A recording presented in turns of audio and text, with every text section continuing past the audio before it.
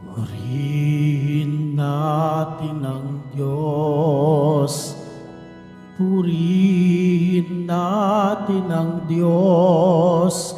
Kabutihan niya ay hindi masusukat, kaya't magbuni ang lahat.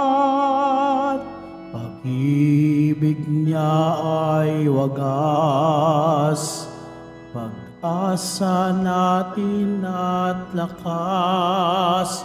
Pagpapala niya ay laging bumubuhos. Purihin natin ang Diyos.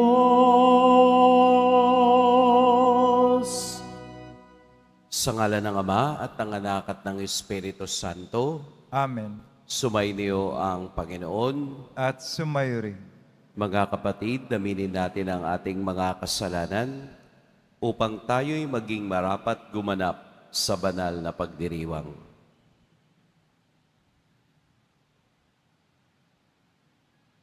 Tayo pong lahat, inaamin ko sa makapangyarihang Diyos At sa inyo mga kapatid, na dalawa lubha akong nagkasala sa isip, sa salita, at sa gawa, at sa aking pagkukulang.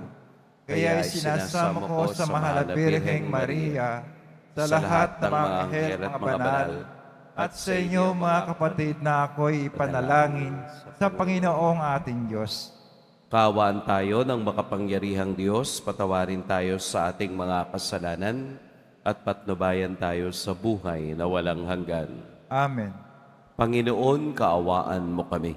Panginoon, kaawaan mo kami. Kristo, kaawaan mo kami.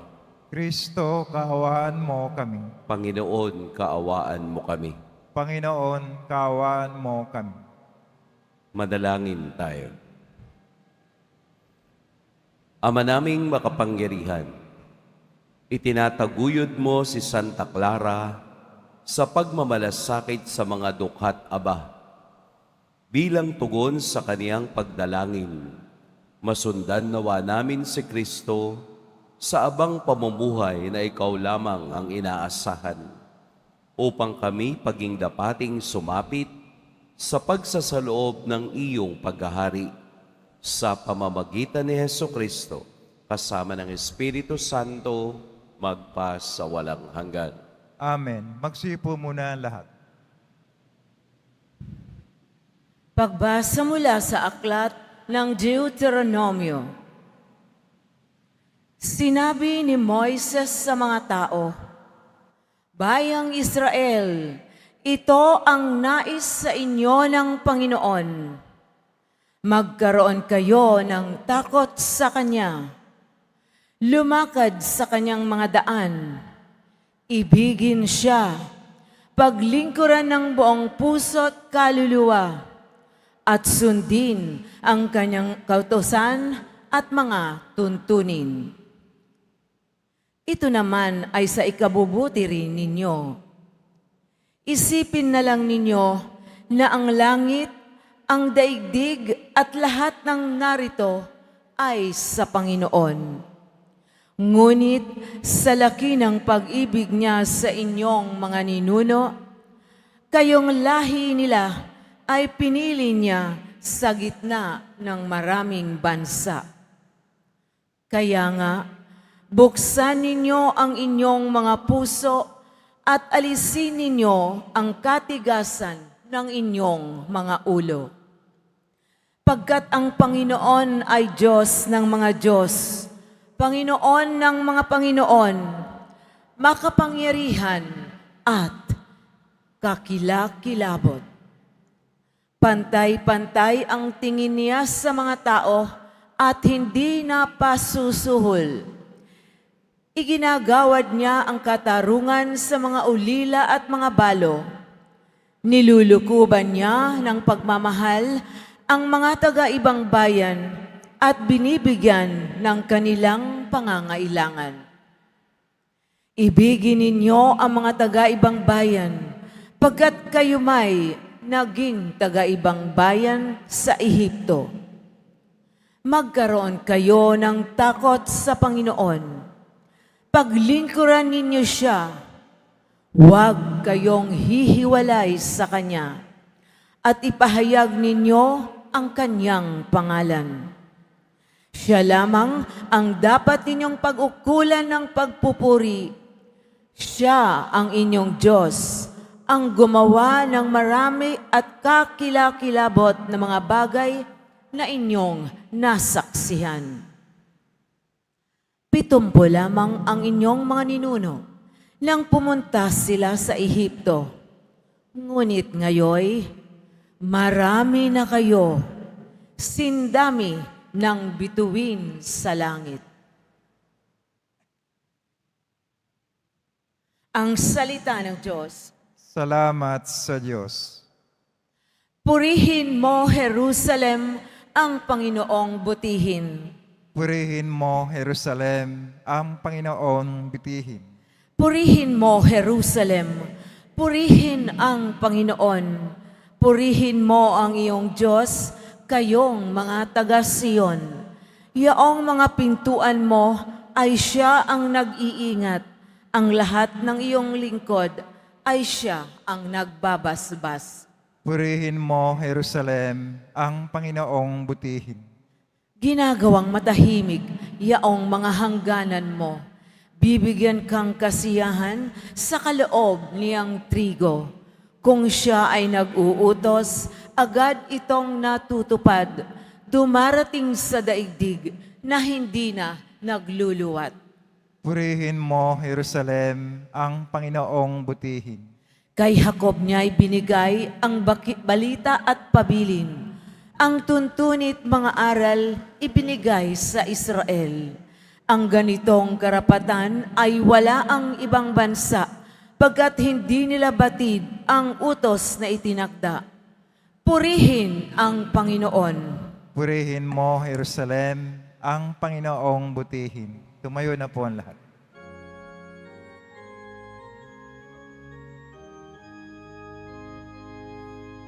Hallelujah,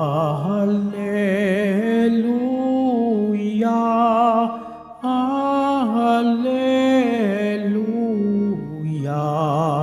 Hallelujah, Hallelujah.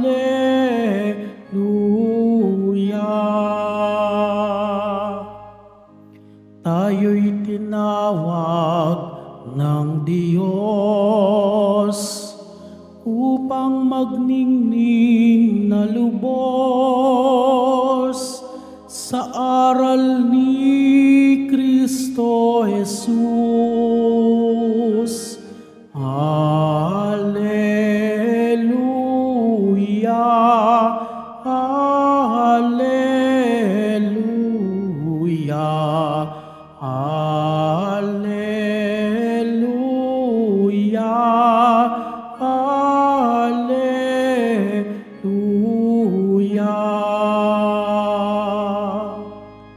Sumainyo ang Panginoon. At sumayo rin. Ang mabuting balita ng Panginoon ayon kay San Mateo. Papuri sa iyo, Panginoon. Noong panahong iyon, nang nagkakatipon sa Galilea sina Jesus at ang kaniyang mga alagad, sinabi niya sa kanila, "Ang anak ng tao ay ipagkakanulo at papatayin, ngunit muling mabubuhay sa ikatlong araw." At silang lubhay nagdalamhati.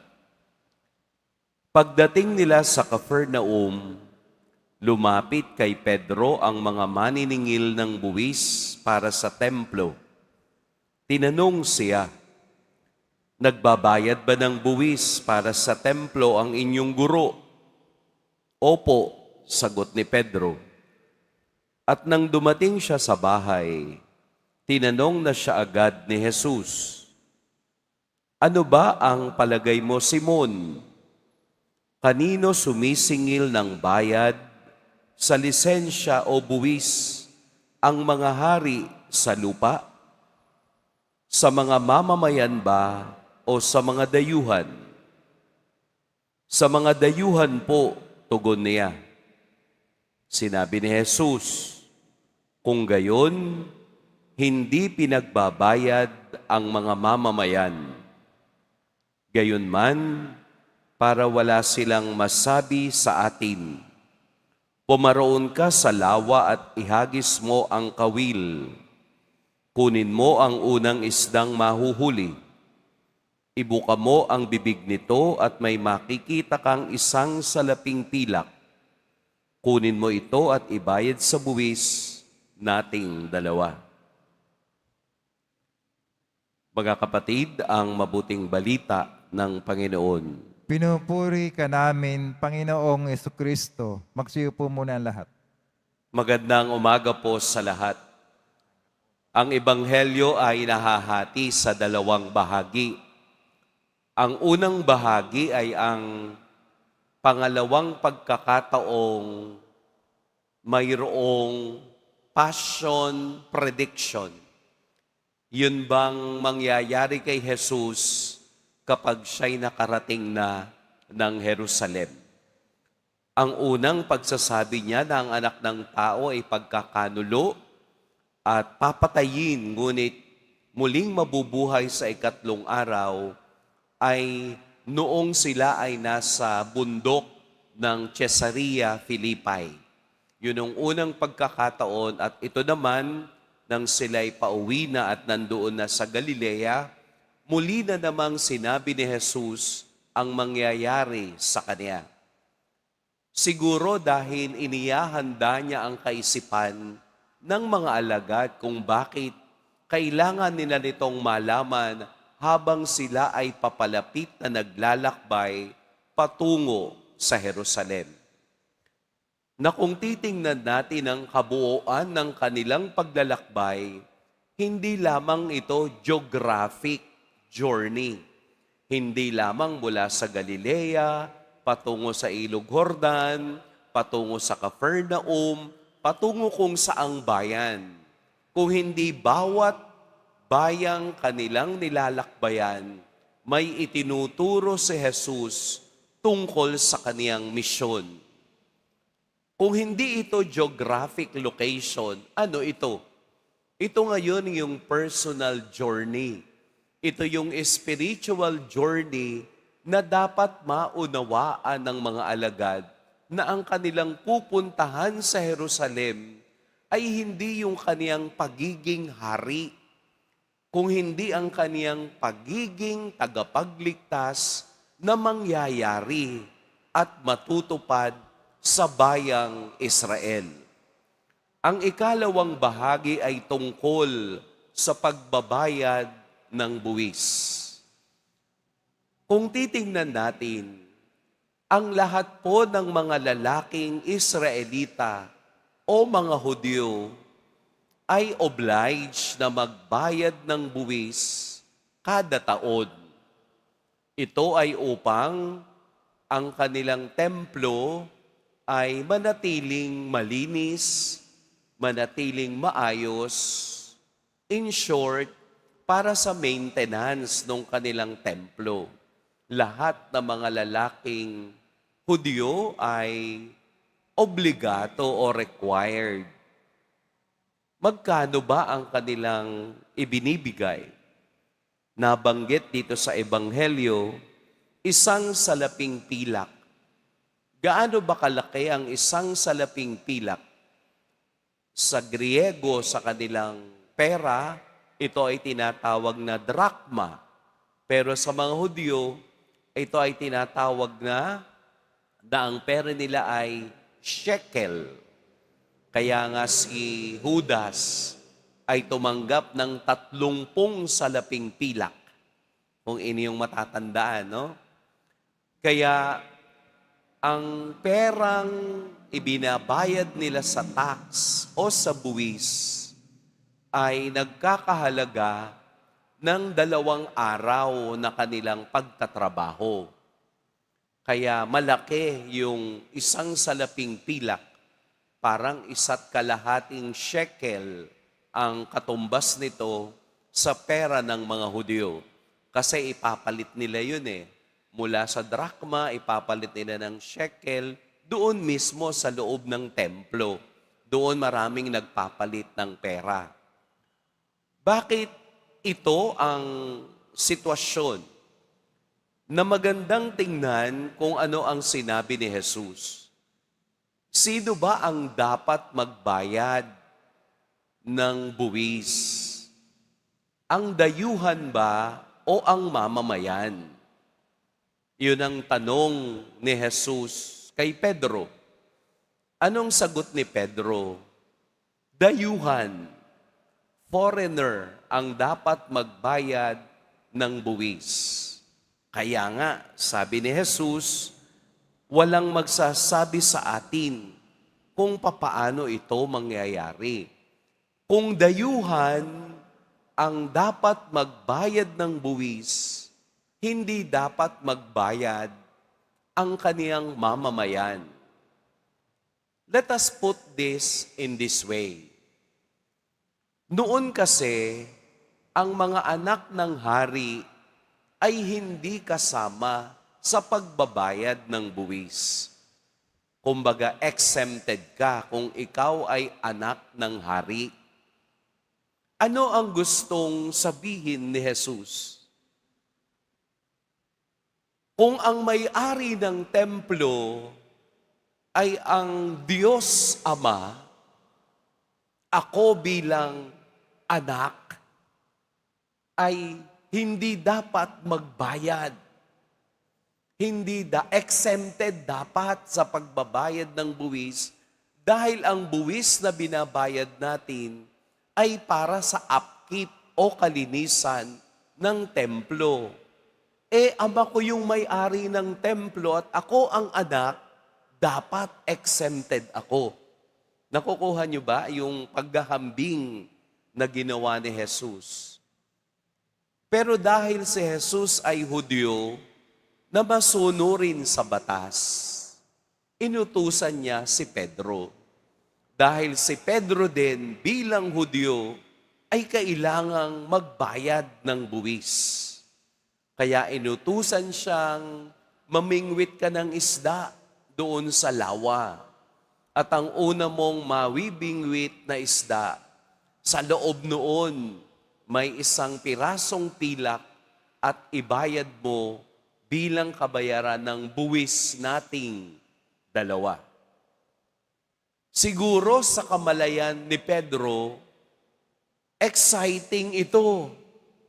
Biro mo, pupunta ka ng lawa, mamimingwit ka. Sinabi ni Jesus, makakikita ka ng pera doon sa loob ng bunganga ng isda. And it happened. Kahit siguro ako utusan ni Kristo na pumunta, lagi akong mamimingwit, baka yayaman ako dahil doon, pero hindi Sa isang sitwasyon, hindi lamang ito milagro, hindi lamang ito himala ng pagbibigay sa pangangailangan, kung hindi pagpapakita na ang salita ni Kristo ay makapangyayari. Ang lahat ng kaniyang banal na salita ay nakapangyayari sa lahat ng taong naniniwala. Kaya ang Ebanghelyo ay pagpapakita ng dalawang bagay. Una, ikaw ba ay dayuhan o mamamayan? Dayuhan ka ba sa kaniyang banal na simbahan? Dayuhan ka ba sa kaniyang banal na bayan? Dayuhan ka ba sa kaniyang banal na pangalan? Kaya nga ang dambana ng Quiapo ay bukas para sa lahat dahil walang dayuhang tinatanggap sa isang bayan.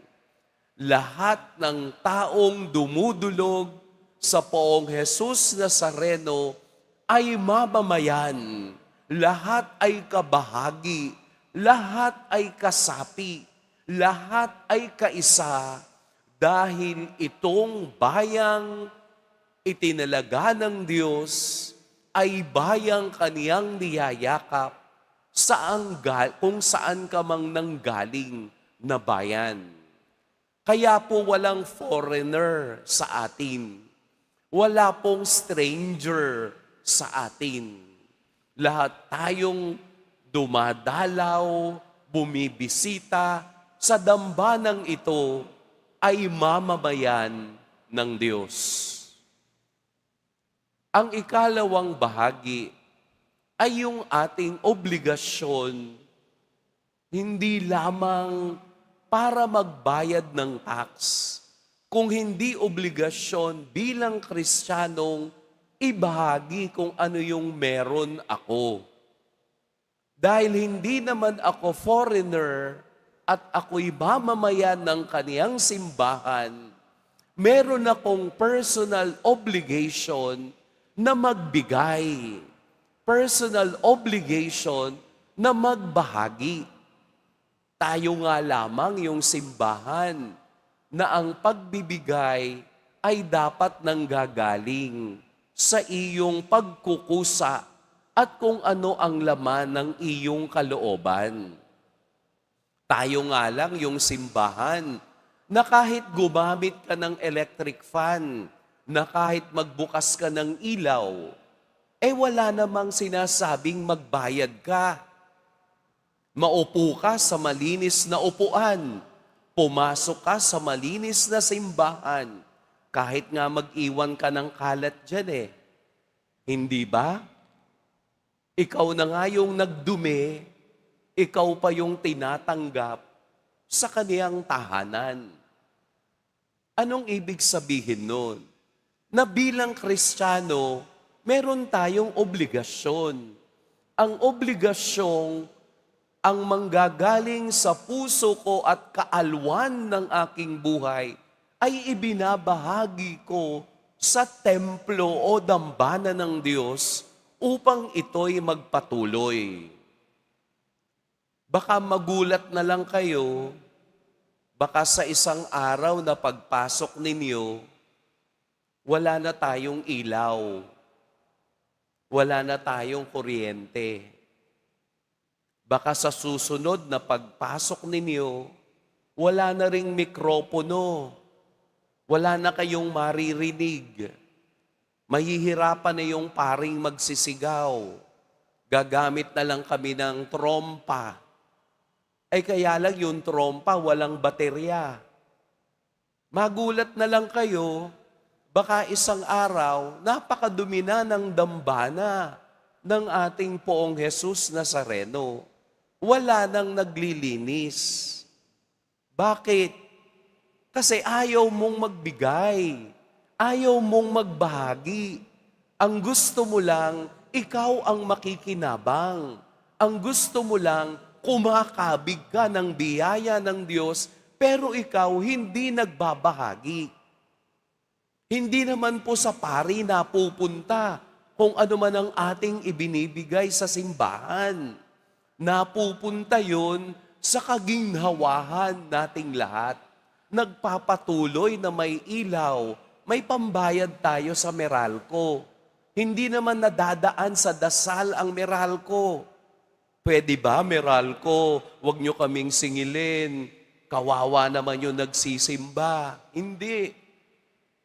Hindi nadadaan sa dasal ang mga nasisirang mga bagay. Pero nadadaan sa dasal kapag humingi ka sa Diyos dahil maraming tao ang nagbibigay. Kaya nga ang Quiapo bilang isang dambana, bilang isang tahanang bukas sa lahat, tahanan ito ng Diyos na bukas sa lahat, siya rin ay nagiging biyaya sa iba dahil sa taong maalwan at hindi nagbibilang ng kanilang ibinabahagi sa Diyos. Meron akong isang karanasan.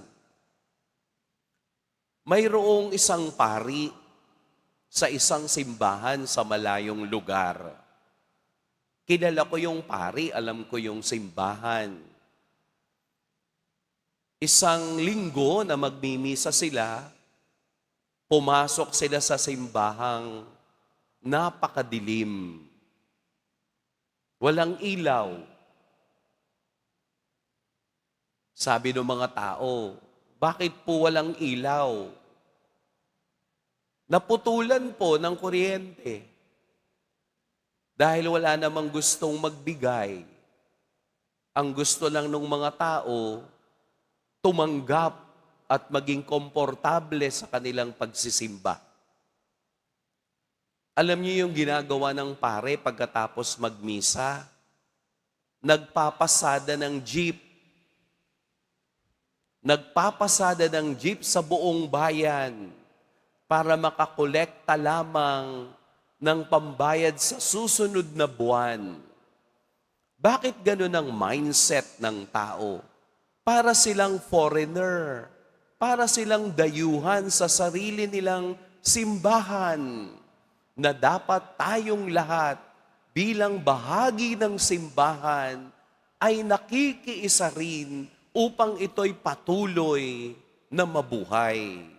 Upang ang simbahan ay patuloy sa kaniyang misyong maging tahanan ng bawat tao, tayo rin ay magbigay at magbahagi katulad ng ginawa ni Kristo sa Ebanghelyo. Pero ito po yung masakit. Ano po yung masakit? Kung sino yung hindi nagbibigay, siyang maingay. Kung sino yung hindi marunong magbahagi, siyang reklamador. Pero yung taong nagbabahagi, tahimik na nakikiisa sa misyon ng simbahan. Tandaan ninyo, yung ibang taong pumupunta sa Quiapo at namamangha sa kagandahan nito ay dahil sa kagagawan ng mga taong maaalwan. Dahil sa kagagawan ng mga taong bahagi ng simbahang lumalago at simbahang naniniwala kay Kristo. Kaya po, huwag tayong maging Judas. Anong ibig sabihin nung huwag maging Judas?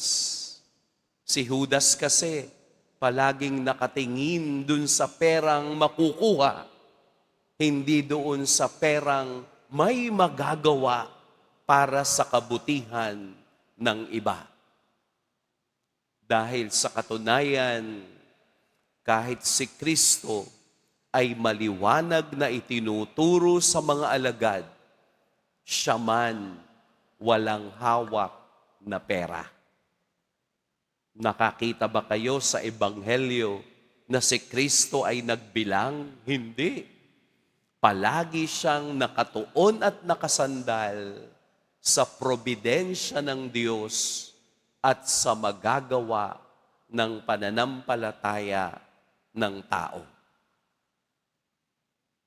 Kung kaya ninyong dumalaw sa Quiapo at kumain ng sotanghon na 180 pesos kada isang mangkok, bakit hindi ko kayang magbigay sa Diyos na siya namang pinanggagalingan ng aking biyaya sa araw-araw? Bakit masakit bumunot sa bulsa para magbigay sa Diyos sa kaniyang dambana, pero hindi masakit bumili ng kung ano-anong walang kwenta sa labas? Baka namamali tayo ng priority. Baka nawawala sa ating kamalayan na ang simbahang aking pinupuntahan ay kailangan ding may ilaw, kailangan ding may sound system, kailangan ding may naglilinis, kailangan ding may nagbabantay. Para mapanatili ito, tayo'y makikibahagi kung ano ang inaasahan ng Diyos sa atin. Because God loves a cheerful giver. Kapag maalwan ang kalooban mong magbigay, gugustuhin ka ng Diyos. Dahil totoo naman ang kaniyang sinasabi. Kung sinong mawawalan ay siyang magkakaroon nito. At kung sinong magkaroon nito ay mawawalan pa, at kung anong meron siya ay kukunin pa. Dahil ang Diyos sa kaniyang kabutihang loob, ang kauna-unahang Diyos at tao na naging maalwan upang ibigay ang kaligtasan at biyaya ng buhay. Hindi mabibigyan ng Diyos ng biyaya ang kamay na sarado, dahil ang Diyos ay nagbibigay sa mga kamay na bukas sa kaniyang biyaya at pagpapala. Tanggapin po ninyo ang pagpapala ng Diyos ngayong umaga. Pagpalain tayo ng poong may kapal.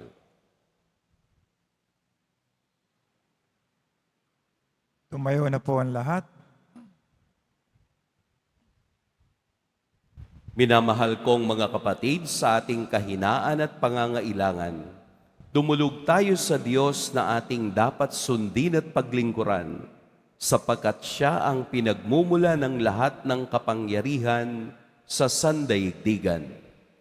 Ama, mamuhay nawa kami sa Espiritu ng iyong anak. Ama, mamuhay nawa kami sa Espiritu ng iyong anak. Ang simbahan saan man dako ng daigdig, naway walang takot na magpahayag ng pinahahalagahang katarungan at kapayapaan. Manalangin tayo.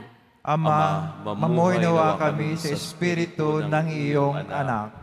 Ang lahat ng tao, naway makabahagi ng tama sa mga material at espiritual na bagay ng daigdig, at ang mga organisasyong sibiko at estado, naway makatulong sa pagtatanggol sa mga mahihina at mga mahihirap. Manalangin tayo. Ama, mamuhay nawa kami sa Espiritu ng iyong anak. Ang lahat ng mamamayan, naway magkaroon ng malakas na kamulatan sa sibikong tungkulin at maging aktibo sila na makilahok tungo sa pangkalahatang kabutihan. Manalangin tayo. Ama, mamuhay nawa kami sa Espiritu ng iyong anak. Tayo naway maging mga daan ng pag-ibig at kalinga ni Kristo para sa mga may sakit at mga nagdurusa. Manalangin tayo. Ama, mamuhay nawa kami sa Espiritu ng iyong anak. Ang mga yumao, naway magkaroon ng kasiyahan sa kaharian ng kapayapaan. Manalangin tayo. Ama, mamuhay nawa kami sa Espiritu ng iyong anak. Ama ng awa, dapat na gamitin ang lahat ng talento sa lupa para sa pagsusulong ng paghahari ng iyong katarungan, kapayapaan at pagkakapatiran ng iyong bayan. Sa pamamagitan ng aming bukas loob na kaharian dito sa lupa, hinihiling namin ito sa pamamagitan ni Kristong aming Panginoon. Amen. Magsipo muna ang lahat.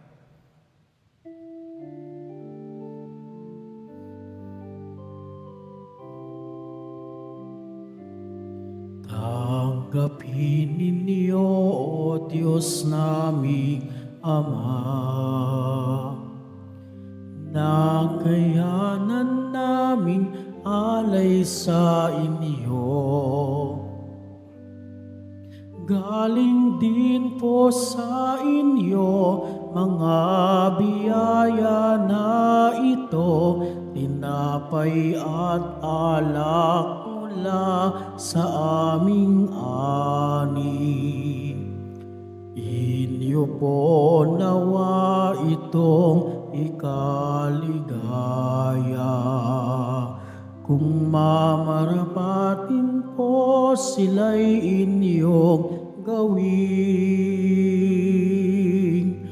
katawan at dugo ng inyong anak, minamahal naming Jesus.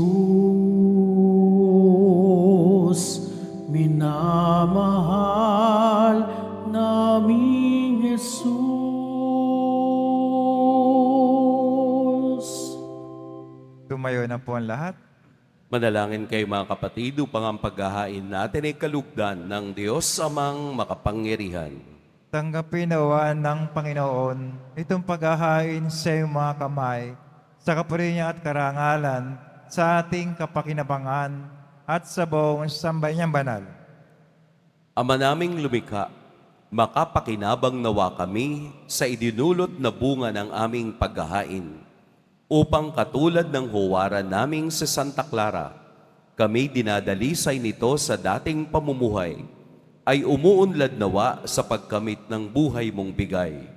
Sa pamamagitan ni Hesukristo, kasama ng Espiritu Santo, magpa sa walang hanggan. Amen. Sumainyo ang Panginoon. At sumayo rin. Itaas sa Diyos ang inyong puso at diwa. Tinaas na namin sa Panginoon. Pasalamatan natin ang Panginoong ating Diyos. Marapat na siya ay pasalamatan. Ama naming makapangyarihan, tunay ngang marapat na ikaw ay aming pasalamatan.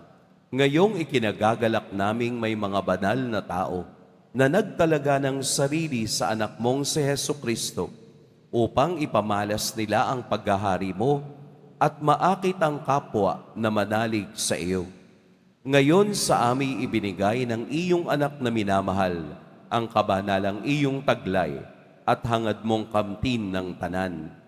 Ito ang pinanggagalingang amin ngayong nililingon. Dito na rin nais na kami makarating at humantong. Kaya kaisa na mga anghel na nagsisiawit ng papuri sa iyo, nang walang humpay sa kalangitan, kami nagbubunyi sa iyong kadakilaan. Santo, Santo, Santo, Panginoon Diyos na mga hukbo, napupuno ang langit at lupa ng kadakilaan mo, o sana sa kaitaasan. Pinagpala ng paririto sa ngalan ng Panginoon, o sana sa kaitaasan. Magsilod po lahat. Ama naming banal, dapat kang purihin ang tanang kinapal, sapagkat sa pamamagitan ng iyong anak na aming Panginoong Hesukristo at sa kapangyarihan ng banal na Espiritu, ang lahat ay binibigyan mo ng buhay at kabanalan. Walang sawa mong tinitipon ang iyong sambayanan upang mula sa pagsikat hanggang sa paglubog ng araw, maihandog ang malinis na alay para sambahin ang iyong ngalan. Ama, isinasamo naming pakabanalin mo sa kapangyarihan ng banal na Espiritu ang mga kaloob na ito na aming inilalaan sa iyo. Ito nawa ay maging katawan at dugo ng iyong anak at aming Panginoong Hesukristo na nag-utos ipagdiwang ang misteryong ito.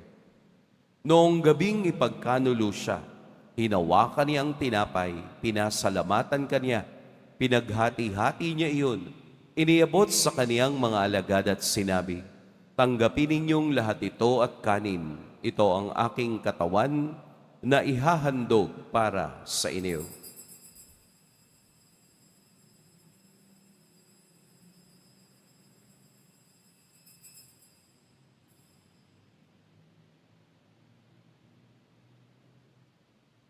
Gayun din naman, noong matapos ang hapunan, hinawakan niya ang kalis, muli kaniyang pinasalamatan, inabot niya ang kalis sa kaniyang mga alagad at sinabi, "Tanggapin ninyong lahat ito at inumin. Ito ang kalis ng aking dugo, ng bago at walang hanggang tipan, ang aking dugo na ibubuhos para sa inyo at para sa lahat, sa ikapagpapatawad ng mga kasalanan.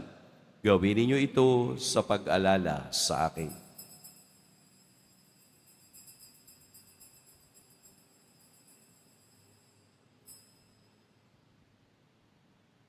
Tumayo na po ang lahat. Ipagbunyi natin ang misteryo ng pananampalataya.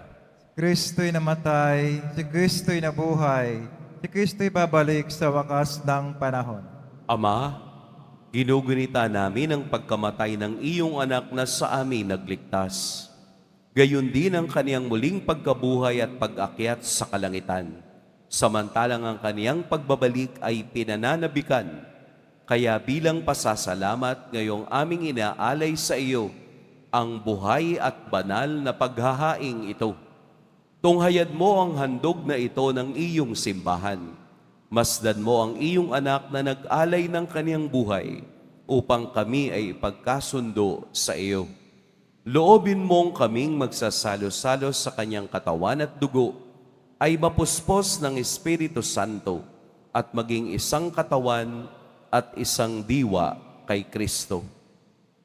Kami nawa ay gawin niyang handog na habang panahong nakatalaga sa iyo. Tulungan nawa niya kaming magkamit ng iyong pamana, kaisa ng ina ng Diyos, ang mahal na Birheng Maria, ang kabiyak ng puso niyang si San Jose, kaisa ng mga apostol ni San Juan Bautista, mga martir at kaisa ng lahat ng mga banal na aming inaasahang laging nakikiusap para sa aming kapakanan. Ama, ang handog na ito ang aming pakikipagkasundo sa iyo ay magbunga nawa ng kapayapaan at kaligtasan para sa buong daigdig. Patatagin mo sa pananampalataya at pag-ibig ang iyong simbahang naglalakbay sa lupa, kasama ng iyong lingkod na si Papa Leon, ang aming obispo si Jose, ng tanan mga obispo at buong kaparian, at ng iyong piniling sambayanan. Dinggin mo ang mga kahilingan ng iyong angkan na ngayoy tinipon mo sa iyong harapan. Amang maawain, kupkupid mo at pag-isahin ang lahat ng iyong mga anak sa bawat panig at sulok ng daigdig. Kaawaan mo at patuloyin mo sa iyong kaharian ang mga kapatid naming yumao at ang lahat ng lumisan na sa mundong ito na nagtataglay ng pag-ibig sa iyo.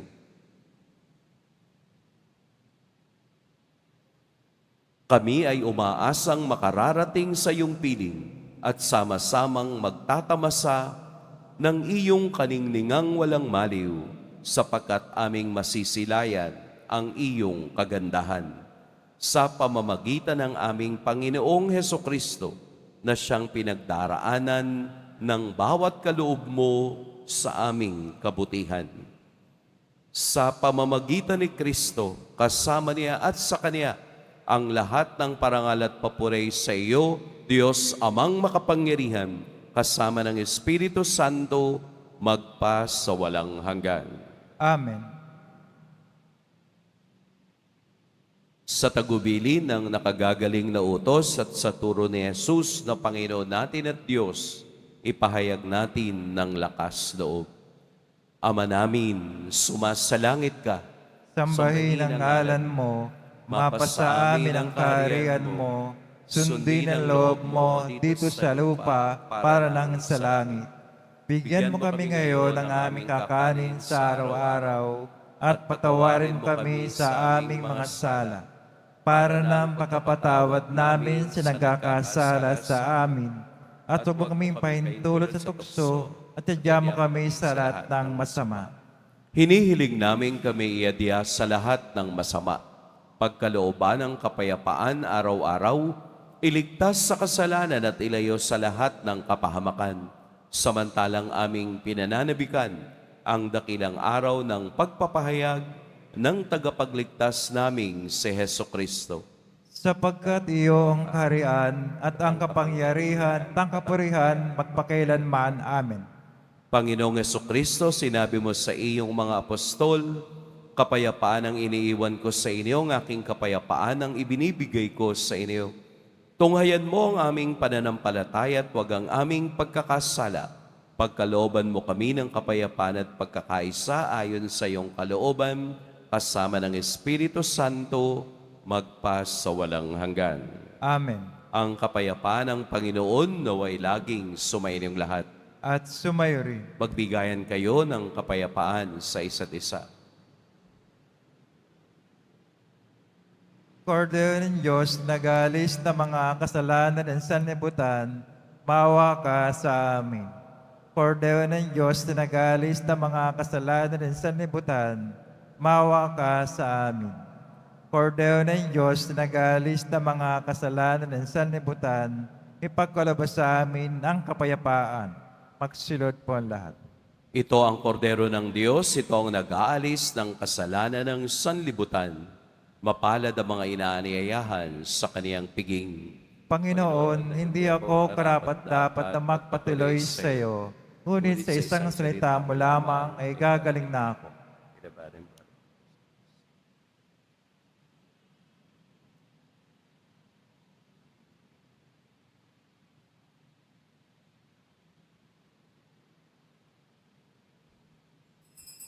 Para sa lahat ng tatanggap ng banal na komunyon, sasagot po tayo ng amen pagkasabi ng pare o lay minister ng katawan ni Kristo at isubog at ibibig bago umalis sa panampare o lay minister. Sumunod po tayo.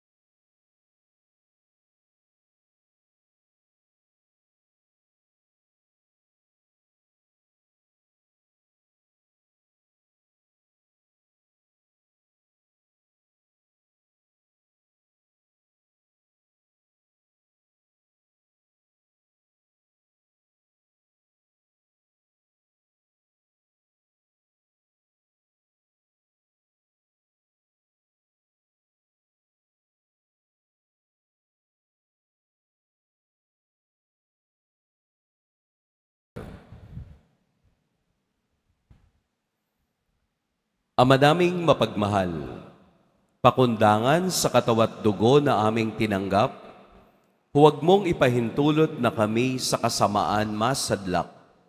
Sa halip, pakundangan kay Santa Clara, umunlad nawa kami sa pag-ibig na wagas araw-araw, at makaharap nawa kami sa iyo sa langit kailanman, sa pamamagitan ni Hesukristo, kasama ng Espiritu Santo, magpa sa walang hanggan. Amen. Sumainyo ang Panginoon. At sumayo rin. Yumuko kayo para sa pagbabasbas. Mahal na poong Jesus Nazareno, inihayag mo sa pamamagitan ng krus ang walang maliw na pag-ibig ng Diyos sa sangkatauhan. Pakinggan mo po ang kahilingan lalo na para sa mga nangangailangan ng iyong tulong at awa. Makamtan nawa namin ang iyong kasagutan na may utang na loob na tinatanaw. Basbasan din po ninyo itong mga imahen at dasalan upang lalo kaming manalangin at magtiwala. Sa pamamagitan ng bendisyon na ito, naway lalo kaming maging mapaglingkod, masunurin at tapat sa iyo na aming malwalhating Panginoon magpa sa walang hanggan. Amen. At pagpalain kayo ng makapangyarihan at mapagmahal na Diyos, ang Ama at Anak at Espiritu Santo. Amen. Humayo kayong taglayang kapayapaan ng poong Jesus Nazareno. Salamat sa Diyos.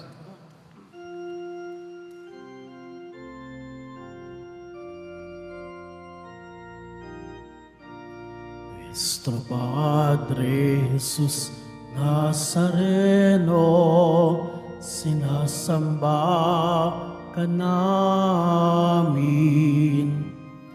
pinipintuho ka namin, aral mo ang aming buhay at kaligtasan.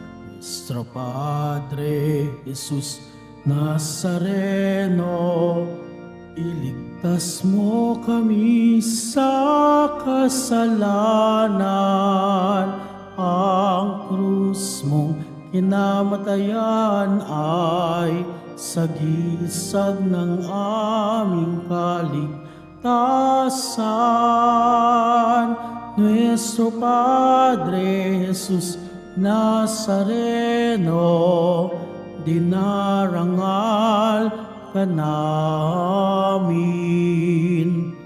Nuestro Padre Jesus Nazareno, niluluwalhati ka namin.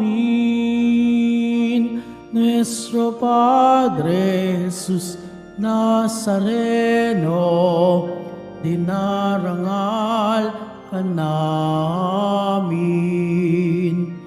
Nuestro Padre Jesus Nazareno, niluluwalhati ka namin.